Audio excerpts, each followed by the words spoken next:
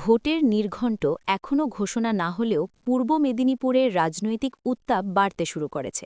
রামনগর বিধানসভার ২ নম্বর ব্লকে ইতিমধ্যেই দেওয়াল লিখনের মাধ্যমে আগাম নির্বাচনী প্রচার শুরু করে দিয়েছে শাসক দল তৃণমূল কংগ্রেস। রামনগর বিধানসভা রাজনৈতিকভাবে অত্যন্ত গুরুত্বপূর্ণ কেন্দ্র হিসেবে পরিচিত।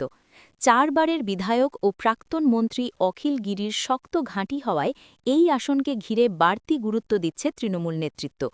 দেওয়ালে দেওয়ালে উঠে আসছে মুখ্যমন্ত্রী মমতা বন্দ্যোপাধ্যায়ের নাম, সরকারের উন্নয়নমূলক প্রকল্প এবং সংগঠনের বার্তা। রাজনৈতিক পর্যবেক্ষকদের মতে ২০২৬ সালের বিধানসভা নির্বাচনকে সামনে রেখে এই কেন্দ্রকে ধরে রাখতে আগাম কৌশল নিয়েছে শাসক শিবির। দেওয়াল লিখনের মাধ্যমে কর্মী সমর্থকদের চাঙা করা এবং বিরোধীদের ওপর মানসিক চাপ তৈরি করাই এই প্রচারের মূল উদ্দেশ্য। অন্যদিকে বিজেপি ও বাম শিবিরের তরফে এখনও প্রকাশ্যে দেওয়াল লিখনের তেমন তৎপরতা চোখে পড়েনি। তবে ভোট যত এগোবে রামনগর বিধানসভাকে কেন্দ্র করে রাজনৈতিক লড়াই আরও তীব্র হবে বলেই মনে করছেন ওয়াকিবহল মহল। সব মিলিয়ে ভোট ঘোষণার আগেই রামনগরে যে নির্বাচনী প্রস্তুতি অনেকটাই এগিয়ে তা দেওয়াল লিখনের ছবিতেই স্পষ্ট।